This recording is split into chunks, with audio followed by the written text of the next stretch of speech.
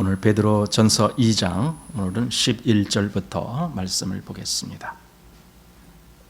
베드로 전서 2장 11절부터 봅니다. 먼저 11절부터 해서 17절까지의 말씀 우리가 함께 읽고 이 말씀 상고하겠습니다. 같이 읽겠습니다. 사랑하는 자들아, 나그네와 행인 같은 너희를 권하노니 영혼을 거스려 싸우는 육체의 정욕을 제어하라. 너희가 이방인 중에서 행실을 선하게 가져 너희를 악행한다고 비방하는 자들로 하여금 너희 선한 일을 보고 권고하시는 날에 하나님께 영광을 돌리게 하려 함이라. 인간의 세운 모든 제도를 주를 위하여 순복하되 혹은 위에 있는 왕이나 혹은 악행하는 자를 징벌하고 선행하는 자를 보장하기 위하여 그의 보낸 방백에게 하라. 곧 선행으로 어리석은 사람들의 무식한 말을 막으시는 것이라. 자유하나 그 자유로 악을 가리우는 데 쓰지 말고 오직 하나님의 종과 같이 하라. 무사람을 존경하며 형제를 사랑하며 하나님을 두려워하며 왕을 공경하라. 아멘. 네, 오늘은 이제 2장 11절부터 봅니다. 2장 11절부터 해서 4장 11절까지는 그리스도인의 삶의 자세에 대해서 말씀해 주고 있습니다. 그리스도인이 어떠해야 되느냐, 그 삶의 책임에 대해서 말씀해 주고 있습니다. 그래서 이제 계속 오늘 보는 말씀부터 해서 4장 11절까지 이런 개인적인 삶의 기준, 이런 것들을 이제 계속 말씀해 줄 겁니다. 이제 우리가 그것을 또 하나하나 이렇게 보게 될 겁니다. 자, 그래서 11절 말씀. 사랑하는 자들아, 나그네와 행인 같은 너희를 권하노니 영혼을 거스려 싸우는 육체의 정욕을 제어하라. 이제 이렇게 권면을 시작하면서 제일 먼저 사랑하는 자들아 이렇게 부릅니다. 사랑하는 자들아. 아마 베드로가 지금 이렇게 권하는 그 대상자들을 향한 어떤 마음인가를 우리가 짐작해 하는 겁니다. 그들을 정말 사랑하는 마음에서 그들에게 이제 이런 권면을 시작한다라는 의미가 됩니다. 그런데 이제 첫 시작이 나그네와 행인 같은 너희라는 말입니다. 나그네와 행인 같은 너희. 사실 성경에 이런 말씀들이 종종 나옵니다.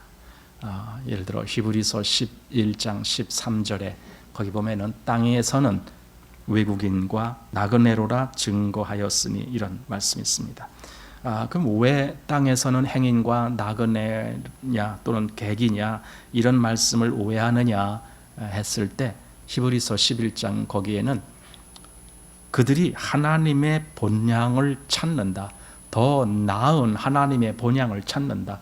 그러니 땅에 있는 그 처소들은 오히려 나그네와 또 외국인으로 그렇게 볼 수밖에 없다.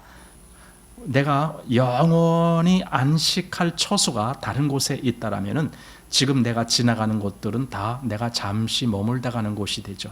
그러면은 나는 거기에 나그네고 외국인이고 행인이 되고 객이 되는 거죠. 그래서 여기 권면이 그겁니다. 사랑하는 자들아, 나그네와 행인 같은 너희를 권하노니 영혼을 거스려 싸우는 육체의 정욕을 제어하라. 자, 이렇게 되어 있습니다. 사실은 영혼을 거스려 싸우는 이렇게 하기보다는 영을 거스려 싸우는 이렇게 해야 더 맞는 말이죠. 육은 항상 영을 거스르죠. 반대로 또 영은 항상 육을 거스르고 영과 육은 항상 이렇게 거스르는 그런 위치에 있습니다. 그런데요, 이걸 그리스도인이었다라고 하면서 이걸 모르는 사람들이 많아요. 영과 육의 관계가 뭔 줄 몰라요. 이 둘이 서로 거스르고 있다는 걸 몰라요. 그래서 자기 육이 좋아하는 것도 그것이 하나님이 좋아하는 줄로 알아요. 그래서 이게 이제 분별이 없다라는 거거든요. 이 문제가 저는 아주 심각하다라고 생각해요. 어떻게 영과 육이 서로 대적하고 있다는 걸 모를 수가 있을까? 자기가 그저 원하는 것을 하나님도 원한다라고 그렇게 생각하죠. 그러나 실상은 그것이 아닙니다. 그래서 여기 말씀한 대로 영을 거스려 싸우는 육체의 정욕, 육체의 정욕이라고 했지만 사실은 육의 성품이죠. 이것은 아담으로부터 물려받은 성품이고 우리 안에 영의 새로운 성품이 있는데 그거는 하나님으로부터 다시 받은 성품이죠. 이 둘이 서로 대적하는 관계에 있습니다. 그랬을 때에 어떻게 해야 되느냐? 이 영을 거스르는 육체의 정욕, 즉 옛 자아의 그 성품을 제어하라. 그것을 그냥 내버려 두지 말고 그것을 제어한다는 것은요, 내 손아귀에 딱 들어와서 내가 얼마든지 이렇게 관장할 수 있는 그런 위치로 두라 이거죠. 그러니까 이게 육의 그 어떤 속성이 그냥 제 마음대로 활개치도록 내버려 두지 말고 그 육의 속성은 딱 통제가 되게, 그것이 없을 수는 없죠. 우리가 다 뭐 그런 것까지 제거할 수 있는 그런 위치에 있지는 않잖아요. 그렇지만은 그걸 제어할 수 있는 위치는 가야 된다 이런 말이죠. 그 전에 누가 그 말씀을 했어요. 그 새가 내 머리 위로 날아가는 것은 내가 막을 수 없다. 그러나 그 새가 내 머리 위에다가 둥지를 트는 것은 그건 내가 얼마든지 막을 수 있는 것 아니냐. 이런 말을 루터가 했던가요? 칼빈이 했던가요? 하여튼 그런 것 같아요. 여기 그 말씀입니다. 영혼을 거스려 싸우는 육체의 정욕을 제어하라. 육체의 정욕, 즉 육의 성품은 무엇을 먹을까 마실까 입을까 이것이 항상 목적입니다. 자기를 위해서 무엇을 먹을까 마실까 입을까 항상 그겁니다. 그것이 항상 목표에 있고 그것을 위해서 하나님도 필요한 거고 그것이 잘 된다라고 얘기해 주면 하나님도 믿는 거고 아니 그것을 잘 되는 것이 부처님을 믿어야 돼. 그럼 부처님을 믿는 거고 전부 이런 식입니다. 그러니까 자기 육의 그 어떤 욕구를 채우기 위해서 종교가 필요한 거고 이렇게 얘기하는 겁니다. 그래서 이런 것은 전부 하나님하고는 상관이 없는 겁니다. 자, 12절 말씀 보십시오. 너희가 이방인 중에서 행실을 선하게 가져 너희를 악행한다고 비방하는 자들로 하여금 너희 선한 일을 보고 권고하시는 날에 하나님께 영광을 돌리게 하려 함이라. 자, 이 12절을 보니까 11절이 무슨 얘기인지가 더 분명해집니다. 그게 뭐냐면은 12절에 그랬죠. 너희가 이방인 중에서 행실을 선하게 가져. 그러니까 여기 이방인이라는 것은 그리스도인이 아닌 사람들을 두고 한 말이에요. 그들 속에서 내 행실로 말미암아 그들이 나를 보고 있잖아요. 그런데 내가 여기 말한 대로 육체의 정욕을 따라서 산다. 그러면은 그들이 날 보고 어떻게 하나님을 알 수가 있겠느냐고요. 어떻게 하나님께 영광을 돌릴 수가 있겠느냐고요. 바로 그 문제죠. 그러니까 여기 11절에 육체의 정욕이라고 하는 것은요, 이건 하나님께 덕이 되지 않는 거예요. 영광이 되지 않는 거예요. 그것은 제어하라.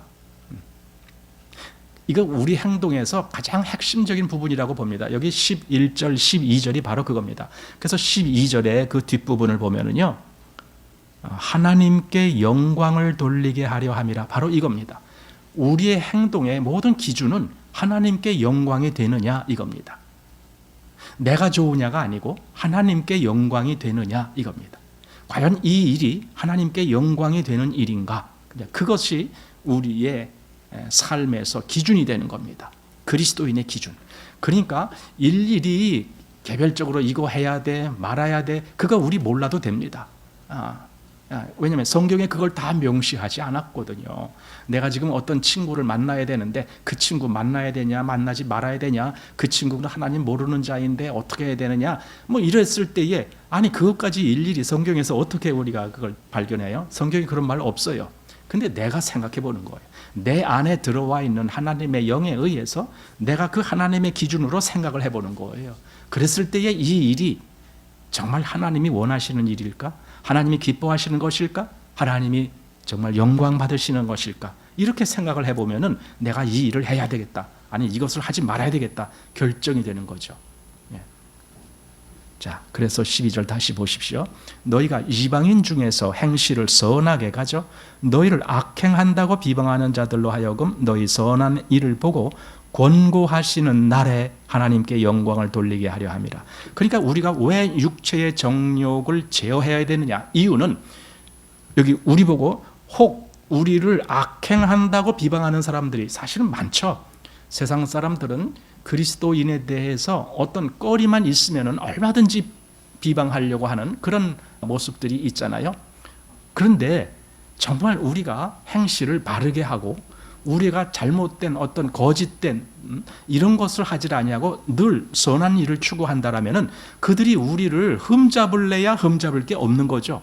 그래서 결국은 그들이 어떻게 되느냐? 여기 권고하시는 날에 이런 말이 있습니다. 이 권고하시는 날을 이제 여러 가지로 해석하지만 그러나 저는 이렇게 보게 됩니다. 하나님이 어느 날 나로 말미암아 그 사람을 권고하시는 날이 올 거다.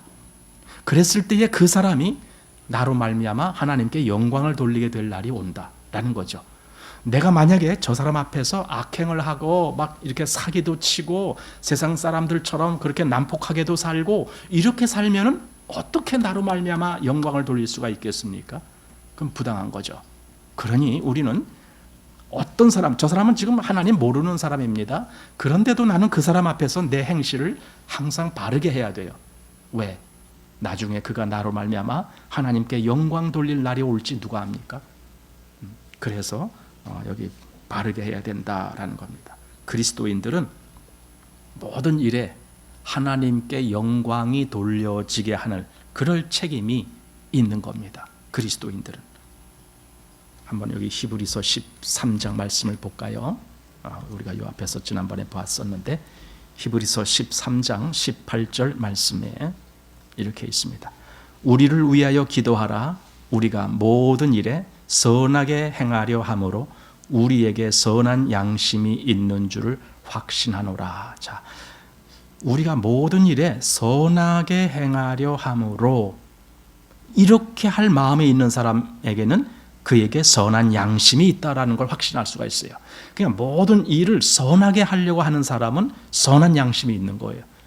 이렇게 되기 위해서 우리를 위해 기도하라 이렇게 말합니다. 그러니까 그리스도인은요 사실 그 삶에서도 바른 삶이 나와야 됩니다. 이것이 그리스도인입니다. 그냥 믿음만 다야 믿기만 하면 돼가 아니고 믿기 때문에 그의 모든 삶도 선한 삶이 나와야 됩니다. 자, 그리고 13절 인간에 세운 모든 제도를 주를 위하여 순복하되 혹은 위에 있는 왕이나 혹은 악행하는 자를 징벌하고 선행하는 자를 포장하기 위하여 그의 보낸 방백에게 하라. 자, 보십시오. 인간에 세운 모든 제도 이런 말씀이 있습니다. 인간에 세운 모든 제도. 이게 당연히 법이죠. 세상에 있는 법도 있고 또 여러 가지 규칙도 있고 뭐 이런 거죠. 그럼 인간에 세운 그런 모든 제도를 순복하라는 거예요. 그런데 분명히 목적이 있습니다. 주를 위하여 순복하라. 이 앞에서는 우리가 여기 11절 12절에서는 내 개인적인 어떤 그 육신의 정욕을 제어해야 될 이유는 바로 다른 사람이 그 이방인이 나중에 권고하심을 받을 때 나로 말미암아 하나님께 영광을 돌리게. 여러분 이런 거 있잖아요. 어떤 사람이 믿지 아니하는 사람인데 그 사람이 내 행실을 보고 그 사람도 하나님께 관심을 갖기 시작하는 거예요. 교회에 관심을 갖기 시작하는 거예요. 말씀에 관심을 갖기 시작하는 거예요. 내 행실을 보고. 그러다가 어느 날 그 사람이 진짜 하나님을 알게 됐어요. 진짜 구원받게 됐어요. 그럼 그 사람이 뭘 하게 되는 줄 아세요? 나 아무개 저 사람 때문에 구원받았어. 이렇게 말하는 거예요. 내가 저 사람을 보니까 나도 하나님을 알고 싶은 마음이 생겼어. 그래서 내가 어느 날 구원받게 됐어. 이렇게 말하는 거예요. 그러면은 정말 나로 말미암아 하나님께 영광을 돌리는 일이 생기는 거거든요. 그렇게 하라라는 거예요. 지금은 저가 믿지 아니하는 사람임에도 불구하고 내 행실이 항상 저 사람 앞에 바른 삶을 살 때 그 사람이 권고함을 받을 그때에 나를 기억할 거 아닙니까? 왜? 나로 말미암아 그렇게 됐으니까. 그래서 나를 기억하고 하나님께 영광을 돌린다. 그런 것처럼 이 뒤에 인간에 세운 모든 제도, 이건 세상에 있는 어떤 법, 어떤 규칙, 뭐 이런 거, 규율, 이런 걸 얘기하는 거예요. 그런 것을 주를 위하여 순복하라라는 겁니다. 그래서 혹은 위에 있는 왕이나 혹은 악행하는 자를 징벌하고 선행하는 자를 포장하기 위하여 그의 보낸 방백에게 하라. 그러니까 이 세상에 있는 어떤 권력, 어떤 뭐 이런 거 우리 요즘 뭐 예를 들어 대통령, 장관 뭐 다 그 권력들 아니니까 이때는 뭐 그렇게 돼 있지 않고 왕이었죠. 모든 게 왕 하나로 다 되고 왕이 어떤 뭐 파송한 뭐 그런 사람들에 의해서 또 통치가 되고 그런 거죠. 그럼 그랬을 때에 인간에게 세워진 그런 모든 어떤 제도를 주를 위하여 순복하라라는 거예요. 여러분 제가 이거 베드로전서 시작하면서 이때 배경을 말씀드렸습니다. 이때 배경이 언제입니까? 로마가 네로 황제가 지배할 때예요. 그러면 네로 황제가 누굽니까? 가장 포악한 왕 중에 하나 아닙니까? 그리고 그리스도인들에 대한 그 아주 지금 핍박이 엄청나게 지금 진행되고 있는 그때, 왜냐하면은 로마 시내를 불지르고 그것이 그리스도인들이 한 짓이다라고 막 그렇게 꾸며서 허위 소문을 내게 해서 결국은 그 핑계를 대고 그리스도인들을 핍박하는 그럴 때가 바로 이때입니다. 그런데 지금 베드로는 인간에 세운 그 모든 제도를 주를 위하여 순복하라는 거예요. 저 네로 왕 같은 왕이 지배하는 이때에도 그 제도를 순복하라는 거예요. 참 놀라운 거죠. 그리스도인에게는요, 이게 놀라운, 이게 능력이라고 나는 생각합니다. 남들처럼 마음에 안 든다라고 다 대드는 거요, 그건 누구든지 다 할 수 있어요. 내 마음에 안 든다고, 저 사람 남의, 저 통치하는 거, 저 정치하는 거 내게 안 들어, 내 마음에 안 들어. 나도 막 그래서 그냥 욕하고 난도질하고 뭐 다 할 수 있어요. 그러면 뭐예요? 세상 사람들하고 똑같은 거예요, 그건. 그리스도인의 능력은 뭡니까? 주먹질하는 건 능력이 아니에요. 반대예요. 이 뒤에 나오겠지만 모든 걸 하나님께 맡길 수 있는 능력. 공의로 심판하시는 하나님을 믿을 수 있으면 하나님께 맡길 수가 있어요. 그러니까 하나님이 심판하신다는 걸 못 믿기 때문에 내가 가서 심판해야 돼. 이렇게 되는 거예요. 근데 하나님이 심판하신다는 걸 믿으면은 어떤 사람이 무슨 짓을 하고 말건 간에 하나님께 다 맡길 수 있어요. 공의로 심판하시는 하나님께.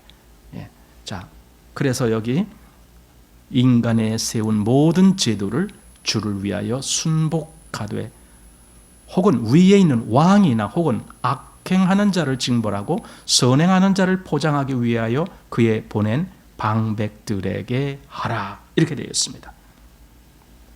여기서 좀 하나 우리가 더 생각해야 될 것이 있는데, 모든 제도라 그래서 아무거나 다 순복한다가 아니죠. 왜냐하면 그리스도인에게는 이 세상의 기준보다도 사실 더 높은 기준이 하나 와 있죠. 그리스도인들에게 바로 하나님의 법이라고 하는 겁니다. 그럼 여기서 말씀한 거는 하나님의 법을 무시하고라도 이렇게 순종해라가 아닙니다. 인간에 세운 제도를 순복하긴 하는데, 그런데 어느 때는 그 인간의 제도가 하나님의 법을 무시할 때가 있죠. 그럴 때가 있죠. 그러니까 여기 말한 대로 주를 위하여라는 말이 있습니다. 주를 위하여 순복하라. 그런데 지금 이 말을 순복하게 되면은 주를 위하는 게 아닐 수가 있어요. 왜? 하나님 말씀을 거스르는 거라면 그건 주를 위하는 게 아니죠. 그 말씀 순복하는 것이 오히려 주를 대적하는 것이 될 수가 있어요. 그럴 때는 순복할 수가 없다라는 거죠. 당연히 이 기준이 아니니까. 그러니까 주를 위하여 순복하되 이렇게 되어 있잖아요. 베드로가 처음에 그 오순절 때에 그때 한 말을 들어보면 알 수 있습니다. 그때 그가 어떤 말을 했는지 사도행전 4장 말씀을 한번 보시기 바랍니다. 자, 사도행전 4장 말씀. 이제 베드로나 다른 사도들이 복음을 전할 때 그 종교 지도자들이 억압을 해서 그런 거 전하지 말아라 그랬죠. 그런데 19절 말씀, 4장 19절입니다.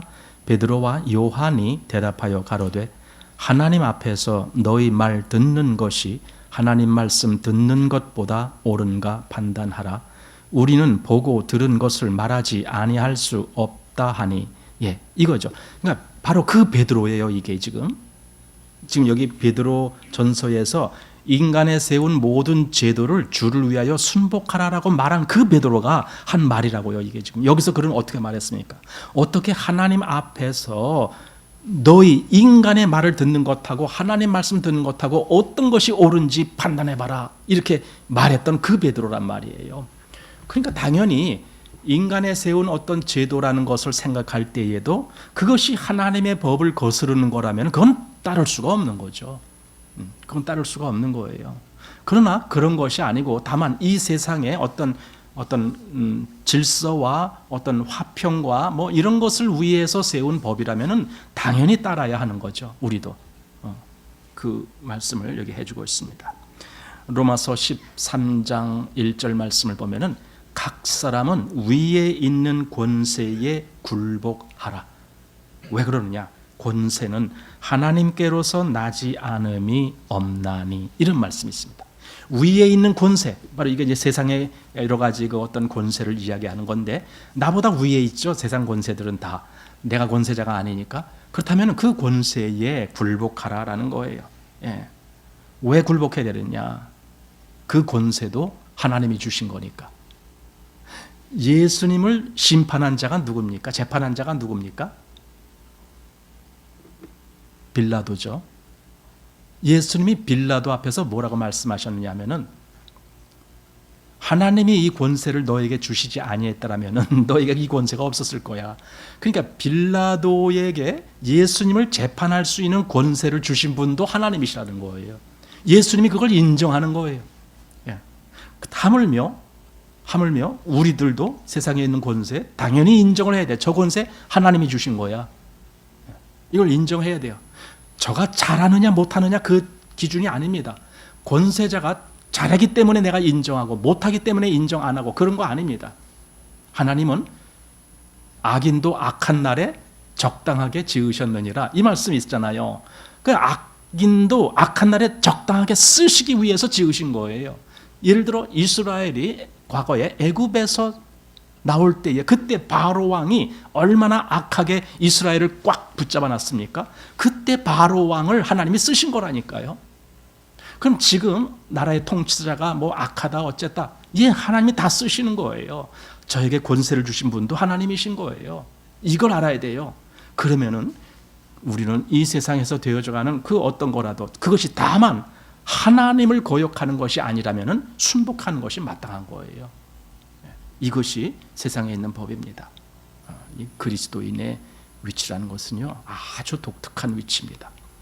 그냥 세상 사람들하고 똑같이 야 네가 한번 욕했다라고 나도 한번 욕할래 이러는 것이 아닙니다. 요즘은 너무나 그런 것들이 아주 천박한 위치로 전락을 해버렸습니다. 그리스도인의 이 고상한 위치가 바로 이런 것들이 전혀 하나님께 영광을 돌리질 않는 거예요. 그래서 교회의 권위도 떨어지는 거예요. 진짜 교회가 하나님의 이러한 말씀에 정말 믿음으로 가고 있다라면은 세상 사람들도 교회를 볼 때에 아주 존경한 마음으로 볼 거예요. 그런데 교회가 지금 그렇지 못하고 있잖아요. 예. 자, 14절. 혹은 악행하는 자를 징벌하고 선행하는 자를 포장하기 위하여 그의 보낸 방백에게 하라, 이렇게 했죠. 자, 그리고 15절입니다. 곧 선행으로 어리석은 사람들의 무식한 말을 막으시는 것이라.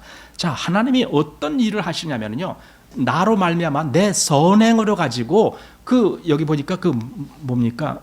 어리석은 사람의 그 무식한 말을 막으시는 거예요. 그러니까 내가 뭐 어떻게 잘못하거나 뭔가 이렇게 행실이 바르지 못하면은요, 저 사람들이 할 말이 많아지는 거예요.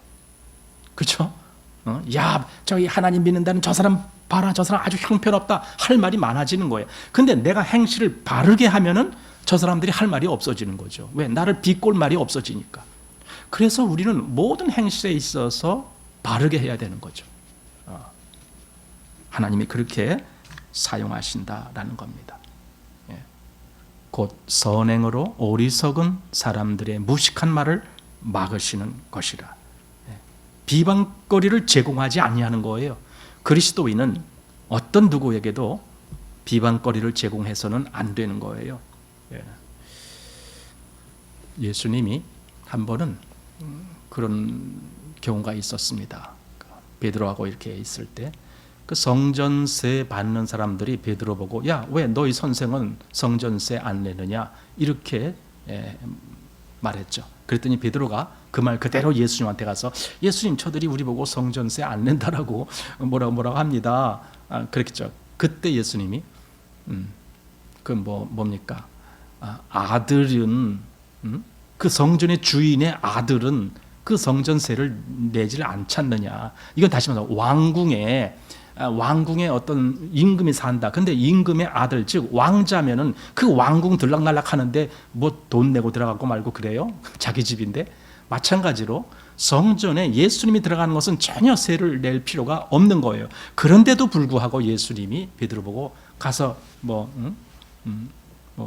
낚시해서 올라오는 물고기가 있으면 그 입을 벌려봐라. 거기에 뭐가 동전인데 그걸 가지고 와서 나와 너를 위해서 내라. 이게 뭡니까? 그리고 그 말씀을 하시고 그 뒤에 왜 그렇게 하라고 했는지 이유를 밝혔습니다. 왜냐하면 저들로 오해치 않게 하기 위해서, 오해하지 않게 하기 위해서, 한마디로 그들의 오해로 말미암아 우리를 비방하는 그런 소리가 나지 않게 하기 위해서 이거예요. 그러니까 예수님도 당연히 성전세 낼 필요가 없는 분이지만은 저들이 그렇게 비난하고 비꼬는 그런 소리를 잠재우기 위해서 예수님도 성전세를 내셨다라는 뜻입니다. 여기만 그런 것이 아닙니다. 마태복음 22장 21절에 거기 보면은 사람들이 또 질문합니다. 가이사에게 세를 바치는 것이 옳으니까 하고 질문해요. 가이사가 시저죠. 로마의 그 황제 시저에게, 그러니까 그 당시에 로마가 그 주변의 모든 나라를 관할하기 때문에 그 각 나라에서 세금을 걷어갖고 로마에다 바쳐야 되는 거예요. 그럼 이렇게 하는 것이 옳습니까? 사실 이런 나라들을, 이런 핍박을 당하는 나라들로 보면은 이게 부당한 거죠. 돈을 갖다가 그 로마에다 줘야 되니까. 예를 들어 우리 생각해 봅시다. 우리가 일본의 침략을 받을 때 일본이 어떻게 했습니까? 우리나라에서 그 여러 돈 같은 거 이런 것도 걷어갔는지 모르겠지만 특별히 그런 거 있죠. 곡물 이런 거, 곡물. 그다음에 전쟁 물자, 무슨 쇠붙이 이런 거 다 걷어갔다 그래요. 그냥 곡물. 그래서 그 전에 내가 본 그 교과서, 그게 언제적 교과서인지 모르겠습니다. 고등학교 때인지 중학교 때인지 그 군산 그 항구에 곡물이 그냥 산더미처럼 쌓여 있어요. 그걸 다 일본으로 가져가려고 싸는 거라고 설명이 되어 있어요. 그러면 우리가 그런 걸 볼 때는 야, 이 나쁜 일본 놈들 이러고 있잖아요, 우리가. 근데 지금 여기 예수님은 그 주라는 거예요. 로마 시저한테 뭡니까? 가이사의 것은 가이사에게 이렇게 말하잖아요. 하나님 것은 하나님에게, 가이사 것은 가이사에게. 그럼 가이사 것이 뭔데? 그 돈에는 다 가이사 얼굴이 다 써 있어, 거기 그려져 있어요. 시저 얼굴이 다 있어요. 그거 다 가이사 거야. 그러니까 그 세금 내는 거 당연히 내라, 그 뜻이에요. 가이사에게. 우리 생각에 부당하지만 그래서 질문해 본 거예요, 유대인들이. 이거 세 내는 거 부당한 거 아닙니까? 우리가 왜 저들한테 세를 내야 됩니까? 이 돈을 걷어서 우리가 잘 살아야지 왜 저들에게 줘야 됩니까? 하고 이렇게 예수님에게 질문했는데 예수님이 가이사 것은 가이사에게, 다만 하나님 것은 하나님께. 그럼 하나님 것이 뭐예요? 아니 가이사 것은 여기 동전 보니까 그 가이사 거 확실해. 왜? 거기 가이사 얼굴이 있으니까. 하나님 것은 뭐가 하나님 것일까요? 나를 만드신 분이 하나님이잖아요. 그럼 내 전체를 하나님 드려야 돼. 하나님 거니까. 이때는 물론 그때 그렇게 사람들이 그 정도까지 생각을 못했겠죠. 그것이 지금 예수님이, 그러니까 한 번은 성전세 내는 거라든가 또는 가이사에게 세를 내는 거라든가 다 그걸 그렇게 하라고. 왜? 그것이 세상법이니까. 예수님도 세상법에 순종한 거예요.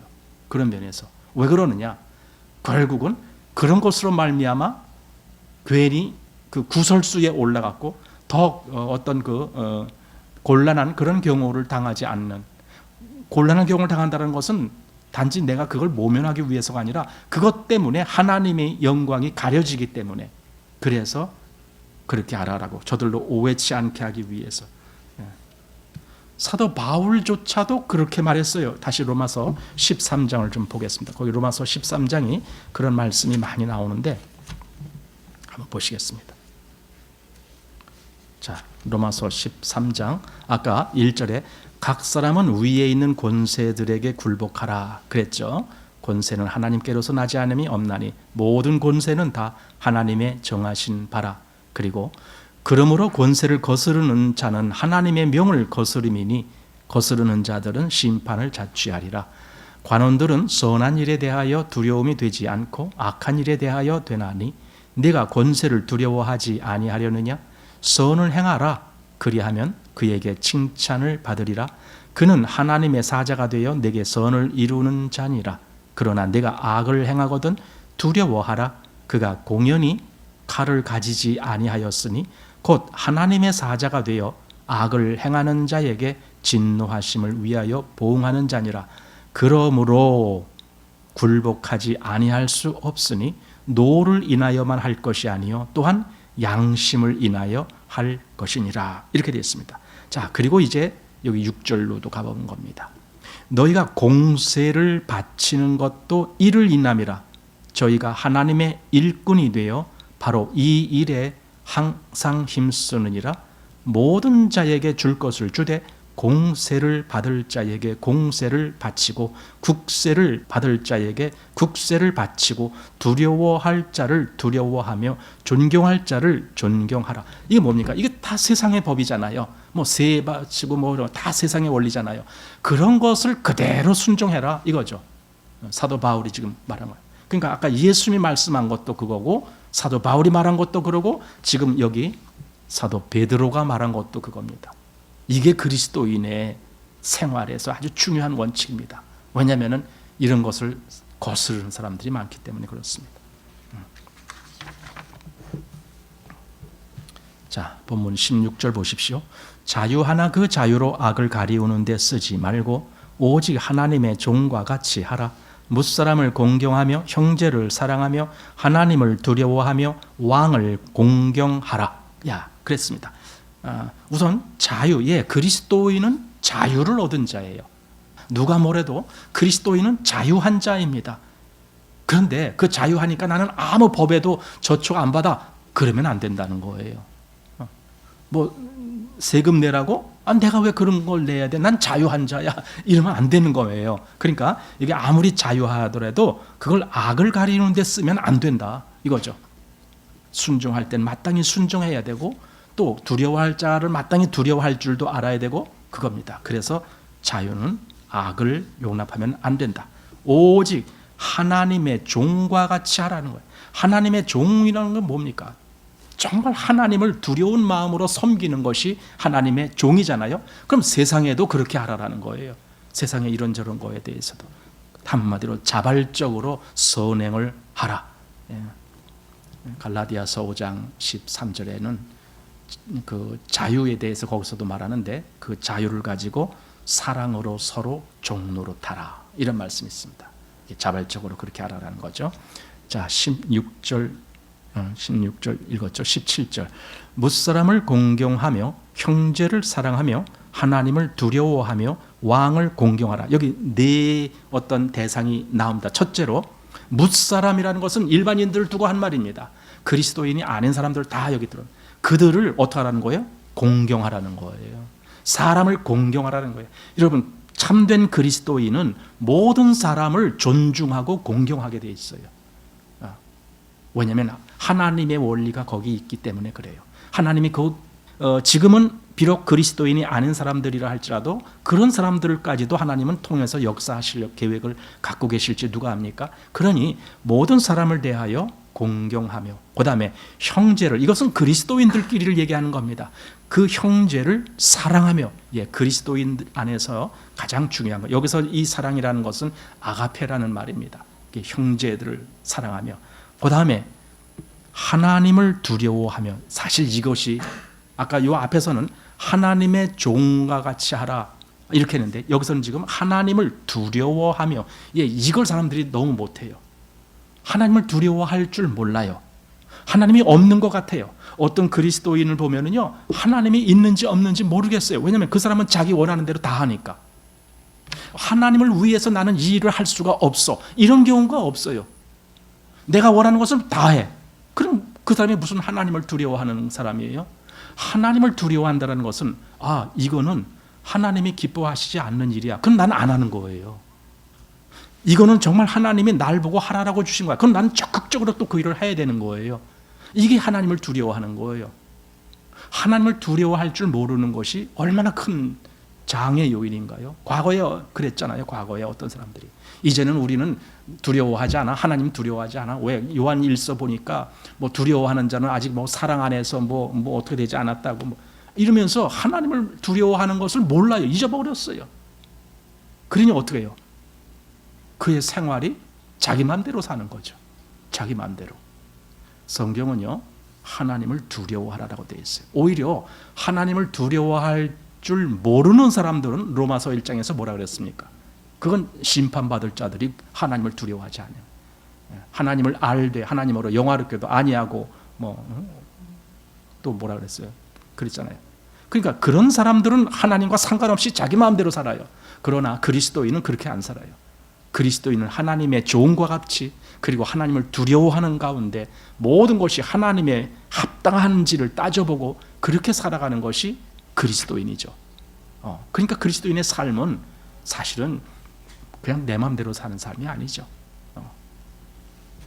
율법에 저촉되기 때문에가 아니라 내 안에 하나님의 기준이 와 있기 때문에 그런 거죠.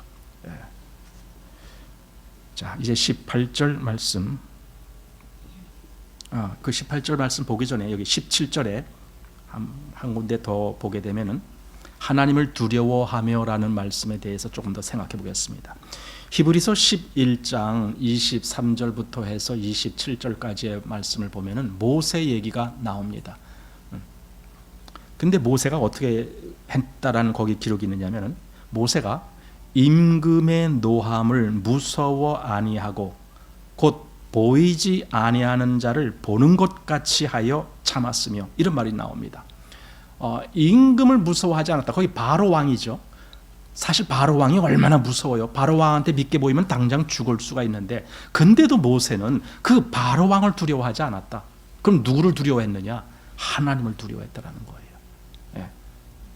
아까 베드로 사도가 사도행전에서 말한 것처럼 하나님 앞에서 너희 말 듣는 것과 하나님 말씀 듣는 것 어느 것이 옳은지 판단하라. 이렇게 했던 것처럼. 자, 이제 18절 말씀 보십시오. 사환들아 범사에 두려워함으로 주인들에게 순복하되 선하고 관용하는 자에게만 아니라 또한 까다로운 자에게도 그리하라. 예, 여기 사환이라는 말이 나옵니다. 예, 사환. 이게 헬라어에 보니까 오이케타이라는 단어입니다. 원래 여기 사환 또는 종 이렇게 얘기할 때 우리가 잘 아는 둘로스라는 단어가 나옵니다. 그 둘로스는요 노예를 얘기하는 거라고 우리가 이미 봤습니다. 노예. 그런데 여기는 오이케타이라는 이 단어는 노예가 아니고 그냥 그 집에서 이렇게 좀 뭔가 이렇게 가정의 어떤 그 하인 같은 입장. 그래서 거기서 이렇게 뭐 뒷일 뭐 이런 걸 다 처리해주고 뭐 이렇게 주인에게 도움 주는 그런 사람들. 그러니까 이 말은 오늘날로 본다라면은 고용주와 피고용인 그 관계를 지금 얘기한다라고 보는 것이 좋습니다. 그런 거 요즘 사회가 그러고 있잖아요. 요즘은 하도 그 피고용인들이 권세가 세갖고 우리 노조라는 거 있잖아요. 그래서 노조가 아주 힘이 많았고 주인을 막 자기 마음대로 막 이리저리 이래라 저래라 막 이러고 있잖아요. 참 이상한 사회가 돼버렸어요. 근데 또 이번에 뭐 새 대통령이 그걸 바로잡겠다 뭐 또 그러시더라고요. 뭐 하여튼 그럽니다. 그런데 이때 사환은 감히 주인한테 이래라 저래라 하면 안 되죠. 사환들아 범사에 두려워함으로 주인에게 순복하되. 자, 근데 보세요. 선하고 관용하는 자들에게만 아니라 또한 까다로운 자들에게도 그리하라. 그러니까 내 마음에 드는 주인만 잘 섬기는 것이 아니라 내 마음에 안 드는 주인도 잘 섬겨라 그거예요. 정말 순복하고 네 마음에 정직한 마음으로 섬겨라. 지금 그런 말씀을 해주고 있습니다. 예. 그리고 19절. 애매히 고난을 받아도 하나님을 생각함으로 슬픔을 참으면 이는 아름다우나. 예. 애매히 고난, 때로는 그런 위치가 있죠. 이 종의 위치 또는 사환의 위치라는 것은 분명히 자기가 잘못한 것이 아님에도 불구하고 주인이 자기 보고 잘못했다라고 할 때도 있어요. 직장 생활에서도 마찬가지입니다. 상사가 나를 뭔가 이렇게 책망하고 나에게 책임 돌릴 때가 있죠. 내가 잘못한 거 아닌데. 그런데도 그럴 때가 있습니다. 이게 직장 생활하면 누구든지 다 겪는 일일 겁니다. 애매히 고난을 받을 때, 그럴 때가 옵니다. 그런데 그때 무슨 생각을 하라는 거예요? 하나님을 생각하라는 거예요. 나는 지금 하나님을 생각해야 돼요. 어떤 처지에 어떤 상황에 있을 때 난 하나님을 생각해야 돼요. 하나님을 생각함으로 그걸 견디고 참는 거죠. 자, 그 다음에 여기 다시 한번 19절, 애매히 고난을 받아도 하나님을 생각함으로 슬픔을 참으면 이는 아름다우나, 아름다우나, 하나님 앞에서 이게 아름답다는 거예요. 때때로는 우리가 어떤 나에게 부당한 어떤 뭔가가 가해졌을 때도 그걸 참을 수 있는, 사실 왜 이런 말씀을 하냐면 나중에 나옵니다만은 예수님이 그랬거든요. 예수님에게 가해진 그 모든 부당한 어떤 거 보십시오. 부당한 처사들. 예수님이 늘 그런 걸 당하셨잖아요. 그럼에도 예수님은 거기에 한마디 불평하지 않으셨거든요. 자, 20절 말씀입니다. 죄가 있어 매를 맞고 참으면 무슨 칭찬이 있으리요? 오직 선을 행함으로 고난을 받고 참으면 이는 하나님 앞에 아름다우니라. 우리가 어떤 고난을 당한다 할 때에 내가 잘못하고 뭔가 죄가 있어서 그래서 나한테 책임 추궁이 온다. 그건 당연한 거죠. 그런 걸 가지고 마치 여기서 말하는 것처럼 나 애매히 고난을 받았어. 그러면 안 되는 거예요. 내가 잘못했으면 그건 내가 책임을 져야 되는 거예요. 그게 사회예요. 그런데 가끔 내가 잘못 안 한 것 때문에도 책임져야 될 때가 있잖아요. 바로 그걸 지금 여기서 말하는 겁니다. 선을 행함으로 고난을 받는다. 그런데 억울해할 필요 없다. 왜냐하면 그건 하나님 앞에 아름다운 거야. 이렇게 말했거든요. 하나님 앞에 아름다운 거야. 자, 21절 말씀. 이를 위하여 너희가 부르심을 입었으니. 여기 지금 우리말에는 그냥 이게 잘 의미가 이를 위하여 이렇게 되어 있는데 이게 헬라어에는 호티라는 단어로 이렇게 시작이 됩니다. 그 호티가 뭐냐면 왜냐하면 이런 뜻이에요. 이게 설명해 주는 거예요. 그러니까 20절에 있는 그 말씀, 그 말씀을 설명해 주는 것이 21절입니다. 그래서 왜냐하면 이렇게 하고 바로 이것을 위해서 너희가 부름을 입었기 때문이야. 이렇게 되는 겁니다. 그걸 위해서 부름을 입은 거래요. 부름을 입은 자는 뭔가 그런 삶을 살기 위해서 뭔가 남에게 좀 억울한 일도 당하고 남에게 부당한 처사도 받고 하지만 내가 그걸 견뎌나가면서 오히려 하나님께 영광 돌리고 하나님께 아름다운 삶을 살기 위해서 그렇게 하려고 부름을 입었다. 지금 이 말을 하려고 여기 말하는 겁니다. 그래서 21절 이를 위하여 너희가 부르심을 입었으니 그리스도도 너희를 위하여 고난을 받으사 너희에게 본을 끼쳐 그 자취를 따라오게 하려 함이라. 그리스도도 바로 그렇게 사셨다 이거죠. 부당한 어떤 그런 처우를 받으면서도 그리스도도 그걸 얼마든지 참아내셨다. 이런 고난을 당하신 그리스도가 그 모든 것을 견디셨다. 그래서 오히려 우리에게 본을 보이셨다 이 말입니다. 여기 본을 보이셨다라는 말 한번 잘 생각해 봐야 됩니다. 사실 예수님이 그 주변에서 그때 벌어지는 일들을 그 잘잘못을 따진다라면요 한없이 다 하루 종일 그런 얘기를 해야 돼. 너 아무개 너 그거 잘못했다. 너 아무개 넌 그거 잘못했어. 계속 제자들 보고도 아무개 베드로야 너 그거 잘못한 거야. 너 뭐 요한아 너 그거 잘못한 거야. 야고보 너 그거 잘못했어. 맨날 이 얘기만 하다가 시간 다 보낼 거예요. 근데 예수님은 그런 거 책만 그렇게 안 하시거든요. 우리도요. 우리 삶의 기준에서 이게 대단히 중요한 것 같아요. 우리가 어떤 다른 사람들 보고 솔직히 교회 안에서도 마찬가지예요. 교회 안에서도 사람은 항상 자기가 중심이고 다른 사람들을 자기한테 이렇게 비교하는 그런 습성이 있거든요. 그게 사람 사는 방법이거든요. 그러면은 자기 기준에 모든 사람 비춰보면 다른 사람은 다 틀렸어. 자기가 가장 옳아. 내가 가장 옳아. 이런 기준이 있거든요. 여러분은 안 그렇습니까? 신앙, 내 신앙이 가장 옳아 이거죠. 그럼 다른 사람들은 어떻게 합니까? 내가 늘 비판하는 거예요. 아무개는 뭐가 틀렸어. 아무개는 뭐가 틀렸어. 뭐가 틀렸어. 뭐가 틀렸어. 그럼 교회에서도 그렇다면 세상에서는 말할 필요도 없죠. 세상 사람들한테는 더 그러는 거죠. 여러분, 근데 그것은 정말 옳은 삶이 아니에요. 그래서 말할 때에도요, 당신은 이것이 좀 잘못됐는데 그거 고쳐야 될 것 같아. 뭐 이렇게. 여러분, 그렇게 말하는 게 아니에요. 자기 말을 하는 거예요. 자기의 부족함을 말할 수 있어야 되고, 나는 이렇게 했는데 하나님이 날 이렇게 나를 어느 날 이렇게 고쳐 나가셨어. 뭐 이렇게 자기 얘기를 해주는 거예요. 이 본이라는 거죠. 그냥 내 말로 내 본을 저 사람에게 보여주는 거예요. 이렇게 교제를 하는 거예요. 그러니까 당신은 이걸 고쳐야 돼. 이렇게 하기보다는 내가 이럴 때 하나님이 날 이렇게 하시는 바람에 내가 정말 그때 이걸 깨달았어. 이렇게 하면서 자기 얘기를 해주면은 저 사람이 가만히 들으면서 그걸 배우는 거예요. 내가 저 사람을 지적해서 배우는 것이 아니라 나를 이야기할 때 저가 그걸 배우는 거죠. 그러니까 이렇게 말하는 것을, 예를 들어 누가 새로운 사람이 있다. 그럴 때도 새로운 사람들에게, 사실 새로운 사람이 뭘 아는 게 뭐가 있어요? 다 모르지. 그러면은 다 지적당할 것만 있는 거지. 그럼 뭐예요? 그 사람은 지적받다가 그냥 끝나는 거예요? 그게 아니에요. 지적이 아니고, 그런 사람일수록 내 말을 더 내 삶의 얘기, 내가 신앙생활을 하는 이야기, 내가 또 실수했었던 이야기, 전부 내 얘기를 해주면은 그 사람이 어느 날 그걸 하나하나 이렇게 듣고 따라오게 돼 있죠. 이 본을 보인다라는 것이 그겁니다. 예수님도 바로 본을 보이셨다라는 뜻입니다. 자, 22절 보십시오. 저는 죄를 범치 아니하시고 그 입에 괴사가 없으시며 욕을 받으시되 대신 욕하지 아니하시고 고난을 받으시되 위협하지 아니하시고 오직 공의로 심판하시는 자에게 부탁하시며, 예수님이 이렇게 사셨다라는 겁니다. 그 부당한 어떤 조건이 자기에게 왔더라도 그걸 일일이 다 본인이 대적하거나 다 이렇게 하지 아니하셨다.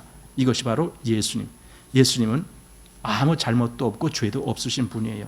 그리고 이사야서 53장, 우리 잘 아는 예수님에 대한 그 예언이 나온 대목이잖아요. 거기 9절에 그는 강포를 행치 아니하였고 그 입에 괴사도 없으셨다고 기록되어 있어요. 예수님이 그랬습니다. 그런데도 다른 사람들 앞에서 니들 다 틀렸어, 나만 오라, 이렇게 말씀하시지 않으셨죠.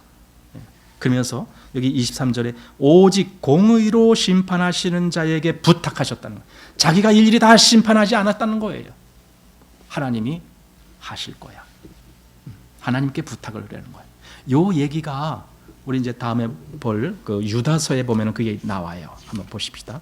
유다서에 보면은 그 천사장 미가엘이 나오는데 9절입니다. 유다서 1장 9절에 천사장 미가엘이 모세의 시체에 대하여 마귀와 다투어 변론할 때에 감히 회방하는 판결을 쓰지 못하고 다만 말하되 주께서 너를 꾸짖으시기를 원하노라, 이겁니다. 이게 공의로 심판하시는 하나님께 부탁하는 거예요. 이게 자기가 하지 않고, 사실 자기도 다 알잖아요. 자기가 심판할 것 같은 그런 위치에 있는 것 같잖아요. 그렇지만은 하나님께 부탁하는 거예요. 하나님께 의뢰하는 겁니다. 그리스도인들도 이걸 배우는 겁니다.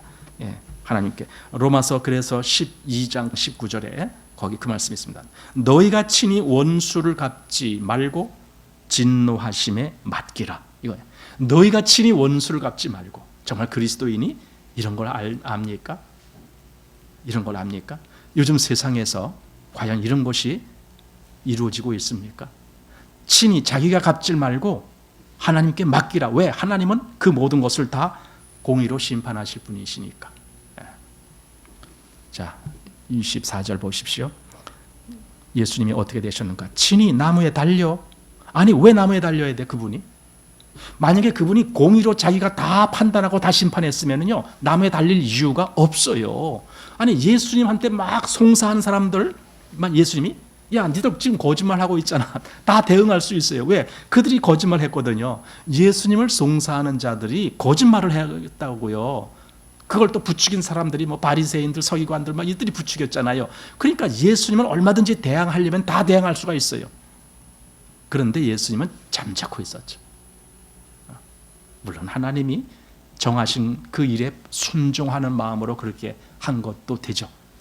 그러나 어쨌든 예수님은 친히 일일이 자기가 대적하지 아니하시고 심판하시는 하나님께 그 모든 것을 다 부탁했다라는 겁니다. 그래서 친히 나무에 달려, 그러니까 예수님은 친히 나무에 달리신 거예요. 그냥 하나님께 복종한 것뿐이에요. 그냥 하나님께 복종한 거예요. 저들을 일일이 자기가 대적하지 않고. 그러니까 여기 예수님이 23절에 있는 말씀처럼 하나님께 부탁하지 않고 자기가 다 심판했더라면 예수님은 절대로 나무에 달리시지 않아요. 나무에 달리실 필요가 없어요. 그러면 우리의 구원은 어떻게 되겠습니까? 바로 이게 우리의 삶에서 아주 중요한 기준이 됩니다.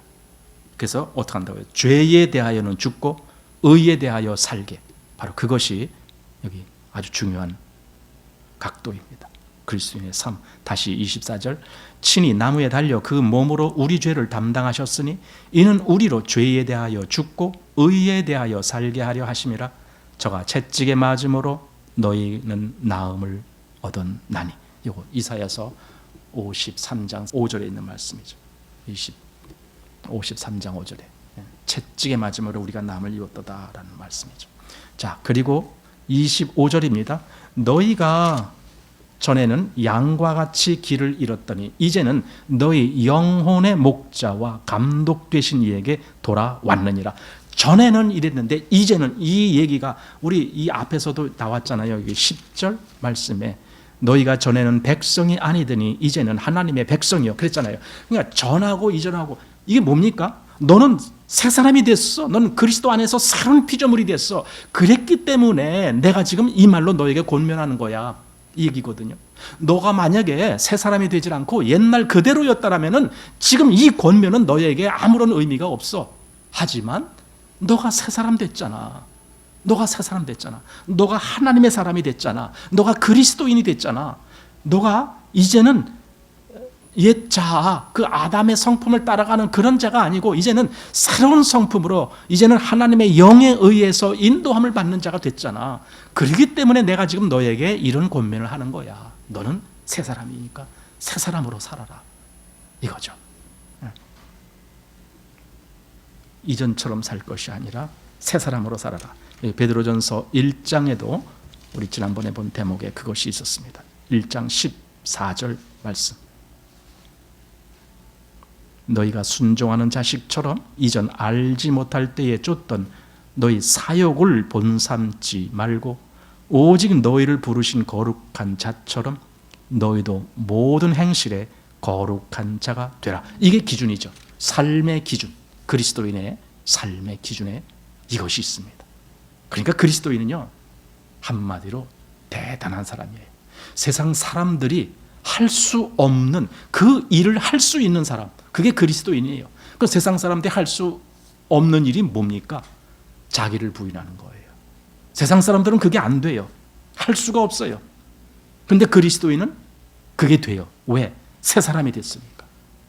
옛 자아를 부인할 수가 있습니다.